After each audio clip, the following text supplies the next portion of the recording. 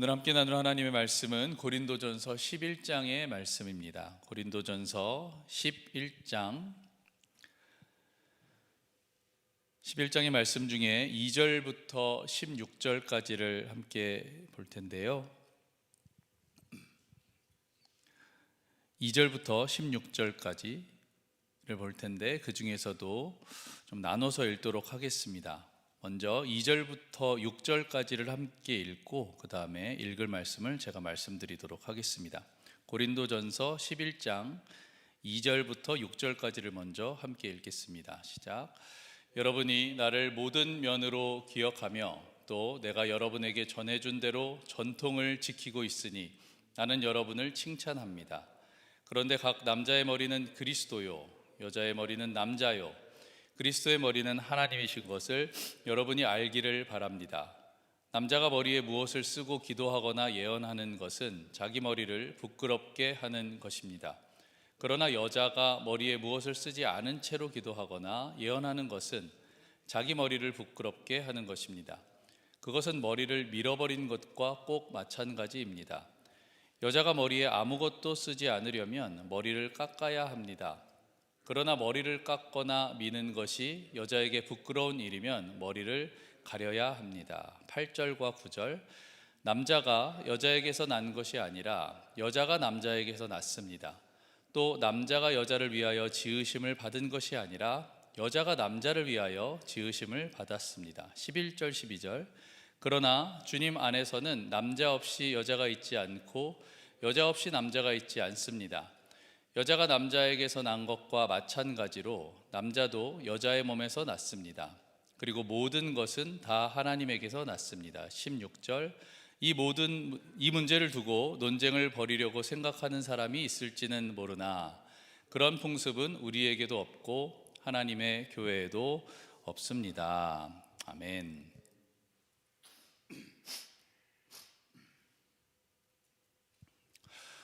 오늘 말씀인 고린도전서 11장은 여자가 머리에 쓰는 너울에 대한 문제와 성만찬을 오용하는 것에 대한 문제를 다루면서 주님의 만찬을 바르게 행해야 한다라는 내용을 담고 있습니다. 결국 입는 것과 먹는 것에 대한 문제인데요. 그래서 제목을 어떻게 먹고 입어야 할까라고 정했습니다. 근데 전부를 다루기엔 분량이 좀 많아서 어떻게 입어야 할까에 대한 부분을 함께 나눠보려고 합니다. 먼저 2절을 함께 보시면 바울은 문제를 다루기에 앞서서 여러분이 나를 모든 면에서 기억하며 또 내가 여러분에게 전해준 대로 전통을 지키고 있으니 나는 여러분을 칭찬합니다 라고 시작을 합니다. 문제만 있었던 것이 아니라 많은 부분을 잘하고 있었다는 이야기이죠. 이렇게 잘 기억하고 잘 지키는 것에 대한 칭찬을 받는 모습을 보면서 저는 우리 교회가 생각이 났는데요. 우리 교회도 그런 것 같다라는 생각을 하게 됐습니다. 참 잘 배우셨고 또 잘 기억하고 계시고 또 참 잘 지키고 계신다라는 생각이 듭니다. 그런 것을 보면 우리 교회가 참 좋은 교회다라는 생각이 들어요. 그리고 그것을 보고 하나님이 기뻐하시겠다. 그리고 지난 목사님들이 이걸 보신다면 참 보람되시겠다라는 마음을 갖게 됩니다. 그러면서 저도 잘 사역해서 좋은 교회를 만들어 가야겠다라는 마음을 또 품게 됩니다. 하지만 우리가 평생 배운 것들을 다 실천하지 못하고 또 다 기억하지 못하듯이 이 고린도 교회 성도들도 잊었거나 또 잘못 이해했거나 잘못 적용했던 문제들이 있었던 것 같습니다. 그 중에 하나가 바로 머리에 쓰는 너울, 즉 여자의 복장에 대한 문제였습니다. 무엇이 문제가 되었는가 하면 지금도 보신 적이 있을 것입니다. 유대인들 중에 이 정수리 부분을 가리는 모자를 쓴 거를 보신 적이 있을 거예요. 그 모자를 카파라고 부르는데 이 카파는 하나님을 경외하는 마음으로 하늘의 머리를 보이지 않게 한다라는 의미가 있다고 합니다. 그 당시에는 남자 유대인들이 회당에서 예배를 드릴 때 이런 모자를 썼었다고 합니다. 하지만 바울은 고린도 교회가 예배를 드릴 때는 이것을 쓰지 않게 해서 회당의 예배와 교회의 예배를 구분했던 것입니다. 이것이 바울이 가르쳐줬던 전통이었고 그것을 잘 지키고 있었던 것이죠. 그런데 그에 비해서 여자가 너울을 쓰는 것은 그냥 두었는데 왜 그랬냐 하면 이 너울은 종교적 의미를 갖는 것이 아니고 당시 여자들이 일상적으로 입었던 옷차림이었기 때문입니다. 근데 이것을 오해해서 여자도 남자처럼 아무것도 안 써야 하는 게 아니냐라는 주장이 나오게 된 것입니다. 남녀가 동등하다는 것을 넘어서서 오해해서 동일하다라는 주장을 하는 것입니다. 이에 바울은 그렇게 따지면 여자도 남자처럼 머리를 짧게 깎아야 되는 거 아니냐라고 반문을 하고 있습니다. 지금에야 머리를 짧은 여자분들도 많이 계시지만 당시에는 여자들이 머리를 깎는 것은 수치스러운 일이었기 때문에 바울이 이런 예를 들어 설명을 하고 있는 것입니다. 옷을 똑같이 입어야 평등한 것인가? 머리를 똑같은 길이로 해야 평등한 것인가? 지금은 아마도 이렇게 생각하는 분들이 없을 것이라고 생각이 됩니다. 하지만 당시에는 이런 것들이 이슈가 됐었던 것입니다. 그러므로 우리는 이렇게 평등을 이렇게 좁게 해석할 것이 아니라 옷을 입을 때는 일상적이고 또 단정한 것으로 입으면 될 것입니다. 계속해서 바울은 남녀가 동등한 것은 맞지만 동일하지 않다라는 것을 설명하고 있습니다. 8절, 남자가 여자에게서 난 것이 아니라 여자가 남자에게서 났다. 9절, 남자가 여자를 위하여 지으심을 받은 게 아니고 여자가 남자를 위하여 지으심을 받았다. 이게 동등하다는 것을 설명하려고 하는 것인데 여전히 여자가 남자를 위해 지으심을 받았다는 말 때문인지 동등하지 않다는 느낌을 받게 됩니다. 창세기에서는 여자는 남자를 돕는 배필로 창조되었다라고 기록하고 있죠. 이 말도 왠지 남자에게 주도권이 있다라는 느낌을 받게 합니다.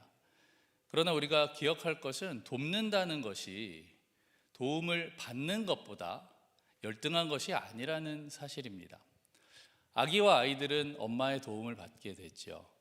엄마는 돕는 위치에 있습니다. 하지만 엄마가 열등해서 그런가? 그렇지 않죠. 오히려 우등하기 때문에 도울 수 있는 것일 수 있습니다. 보혜사 성령을 가리키는 그 보혜사의 보자도 도울 보자를 쓰고 있습니다. 성령을 우리를 도우시는 분이십니다. 돕는 것이 주도권을 뺏긴 것이 아닙니다. 돕는 것이 주도권을 뺏겼다는 생각을 혹시라도 하게 된다면 그 생각을 하지 않으시기를 바랍니다. 바울은 남녀가 동일하지 않다는 것을 강조한 후에는 이제 다시 동등하다라는 것을 강조하고 있는데요. 11절 말씀을 보시면 주님 안에서는 남자 없이 여자가 있지 않고 여자 없이 남자가 있지 않다. 12절, 여자가 남자에게서 난 것 같이 여자의 몸에서 남자가 난다. 그리스도도 여자의 몸에서 태어나셨습니다. 남자와 여자가 동등하다라는 것입니다. 그리고 나서 이제 결론적으로 바울은 다시 13절에 너울의 이야기를 꺼내게 되는데요. 그 당시 여자가 너울을 쓰지 않고 기도의 자리에 선다는 것은, 교회 봉사를 한다는 것은 지금으로 치면 매우 노출이 심한 옷을 입고 기도하는 것과 다름없는 일이었습니다. 이 입는 문제는 2000년이 지난 2000년 전이나 2000년이 지난 지금이나 참 예민한 문제인 것 같습니다. 제가 온누리교회에 사역을 했었는데 거기서는 그 찬양팀, 그러니까 성가대를 찬양팀이라고 불렀거든요. 찬양팀이 30명에서 60명, 70명, 100명이 다 앞에 강단에 나와섰습니다. 늘 이슈가 되었던 이야기는 입는 문제였습니다. 복장 문제, 통일해야 된다, 무엇을 입어야 된다, 신발은 어떻게 신어야 된다. 재밌는 것은 샌들은 안 된다, 슬리퍼는 안 된다까지는 이해가 되는데 구두는 된다, 그런데 앞이 뚫리면 안 된다, 이런 것까지 다 다루고는 했습니다. 몸매가 드러나는 옷을 입으면 안 된다는 것은 물론이고 양복을 입어야 된다, 이런 이야기도 있죠. 의미가 이해는 되지만 우리가 하나님 앞에서 각자의 최선으로 입고 있다라고 믿고 비본질에 너무 집중하지 않았으면 좋겠습니다. 그리고 조금 다른 측면에서 좀 다뤄보고 싶은 말씀은 각자의 최선은 다르기 때문에 도리어 우리가 너무 비싼 옷, 너무 좋은 옷은 입지 않는 것이 좋겠다라는 것입니다. 왜냐하면 다른 사람들과 비교가 되기 때문입니다. 그런 옷을 보고 상처를 입을 수 있기 때문입니다.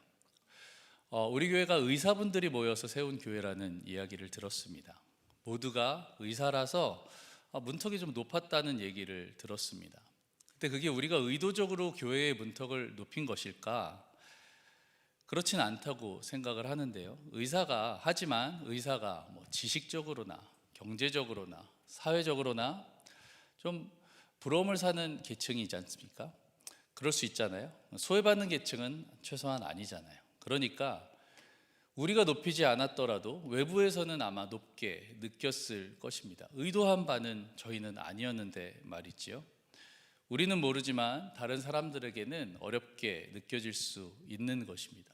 만약에 그렇다면 우리가 굳이 너무 비싼 옷, 너무 좋은 옷과 액세서리로 문턱을 높일 필요가 있을까라는 것입니다. 하나님 앞에 나올 때에 여러분 하나님 보시기에 가장 좋은 옷을 입으십시오. 하지만 그것이 사람들을 시험에 들게 하거나 방해가 된다면 평균이 될 만한 수준의 옷을 가장 단정하게 깨끗하게 입는 것이 좋을 것 같습니다. 대신 하나님이 보시기에는 제일 좋은 마음을 갖추시기를 바랍니다. 그리고 이것보다 더 좋은 것은, 우리가 이것보다 더 나아가서 추구해야 할 것은 우리 모두가 성숙한 그리스도인이 되어서 옷이나 다른 것들에 신경 쓰이지 않고 하나님만 바라볼 수 있었으면 좋겠습니다. 내가 하나님 앞에서 올바르다면, 떳떳하다면 우리가 다른 것들과 비교하지 말고, 그리고 너무 신경 쓰지 않고 용납하는 자세가 필요할 것입니다. 그렇게 할 때 우리 모두 하나님을 온전히 예배하고 그리고 교회에 덕을 끼칠 수 있는 저와 여러분이 되시기를 예수님의 이름으로 축원합니다. 아멘. 우리 함께 기도하겠습니다. 먼저 말씀 생각하면서 기도하실 때에 우리가 동등한 것과 동일한 것을 구별하여서 각자 맡겨진 은사와 직분을 통해 하나님께 영광 돌릴 수 있도록 함께 기도합시다. 우리가 비본질에 집중하지 않고 하나님을 바라볼 수 있도록 함께 기도합시다. 나의 최선이 다른 사람들에게 방해가 된다면 교회에 덕을 끼칠 수 있도록 배려할 수 있는 마음을 갖도록 함께 기도하겠습니다. 또 한 가지 기도할 것은 교회에 오해와 상처가 참 많이 있는 것 같습니다. 가끔 보면 누가 잘못한 것도 아닌데 이런 일들이 일어나는 것이 참 마음이 아픕니다. 하나님의 은혜가 임하여서 하나님의 말씀으로 올바르게 해석하고 또 그 모든 자리에 하늘의 위로와 은혜가 임할 수 있도록 이 시간 함께 기도하도록 하겠습니다. 하나님, 오늘도 말씀을 대하면서 옷을 입는 문제 그리고 먹는 문제들을 통하여 교회가 어려워하는 것을 보게 됩니다. 아버지 하나님, 그러나 우리가 정말 지켜야 될 것과 또 그렇지 않았던 것을 잘 구별하여서 하나님 앞에 가장 좋은 것으로, 가장 바른 것으로 드려지게 하여 주시고, 하나님 앞에 가장 좋은 것을 드리기 위한 고민은 좋지만 이것이 분열이 되고 또 이것으로 인하여서 상처가 생긴다면 우리가 그것 내려놓고 하나님께서 원하시는 본질이 무엇인지에 집중할 수 있도록 함께하여 주시옵소서. 아버지 하나님, 또한 내가 하는 하나님 앞에서의 최선이 누군가에게 시험이 되고 누군가에게 방해가 된다면 아버지 하나님, 그들을 배려하는 마음을 갖게 하여 주시고, 아버지 모든 사람들이 아버지 하나님 앞에 나와 예배할 수 있도록, 그리고 하나님 만날 수 있도록 아버지 하나님, 우리 교회가 아버지 모든 사람을 품을 수 있는 교회 될 수 있도록 함께 하시고 붙잡아 주시옵소서. 아버지 하나님, 교회를 볼 때에 많은 곳에 또 상처와 또 오해가 있습니다. 아버지 하나님, 우리 인간이 유한하고 또 하나님의 것들을 온전히 실행하지 못하고 또 표현하지 못해서일 텐데 아버지 하나님, 그 모든 곳에 하나님의 위로와 은혜가 임하기를 원합니다. 아버지 하나님, 함께하여 주시어서 하늘의 것으로 싸매어 주시고 또 하늘의 것으로 위로하여 주시고 하늘의 것으로 세워 주시옵소서. 아버지 하나님 앞에 모든 것 맡기며 나아가오니 아버지께서 이루시기를 소망하고 기대하며 감사드리며 예수님의 이름으로 기도합니다. 하나님, 오늘도 함께 말씀을 나눴습니다. 고린도 교회에 많은 문제가 있는 것을 보았는데, 아버지 하나님, 우리도 그것을 보면서 하나님 앞에 서기 위해서 고민하는 것은 좋지만, 그것이 혹시라도 분열을 일으키고 또 비본질에 집중하게 된다면 우리가 본질을 다시 회복하고 분쟁을 없애며 하나님 앞에 온전히 예배할 수 있는 방법들을 찾을 수 있도록 함께 하시고 붙잡아 주시옵소서. 아버지 하나님, 우리 모두가 하나님 앞에 최선을 다하기를 원하고 하나님을 온전히 섬기기 원하는 것은 같은 마음일 것입니다. 하지만 혹시라도 우리의 최선이 다른 사람에게 시험거리가 되고 방해가 된다면 그 사람들을 배려하고 또 품을 수 있는 마음까지 허락하여 주시어서 우리 교회가 많은 사람들이 하나님 앞에 나와 예배할 수 있도록 좋은 교회, 아름다운 교회 될 수 있도록 인도하시고 붙잡아 주시옵소서. 아버지 하나님, 교회의 곳곳에 그리고 인간관계의 곳곳에 많은 상처와 또 오해가 있는 것을 보게 됩니다. 하나님, 하나님은 온전하시지만 참 우리 인간이 부족하여서 생기는 일로 아버지 생각됩니다. 그 모든 곳에 하나님의 위로와 하나님의 은혜가 임하기를 원합니다. 아버지 하나님, 함께하여 주시어서 하늘의 것으로 싸매어 주시고 또 하늘의 것으로 풀어 주시어서 하나님의 은혜로 하나님의 사랑으로 온전히 세워질 수 있도록 함께 하시고 붙잡아 주시옵소서. 오늘도 그렇게 우리의 삶이 회복되고 하나님을 바라보는 하루가 되기를 간절히 원하오며 예수 그리스도의 이름으로 기도합니다. 아멘. 하늘에 계신 우리 아버지여, 이름이 거룩히 여김을 받으시오며 나라의 임하옵시며 뜻이 하늘에서 이룬 것 같이 땅에서도 이루어지이다. 오늘날 우리에게 일용할 양식을 주옵시고 우리가 우리에게 죄 지은 자를 사하여 준 것 같이 우리 죄를 사하여 주옵시고 우리를 시험에 들게 하지 마옵시고 악에서 구하옵소서. 나라와 권세와 영광이 아버지께 영원히 있사옵나이다.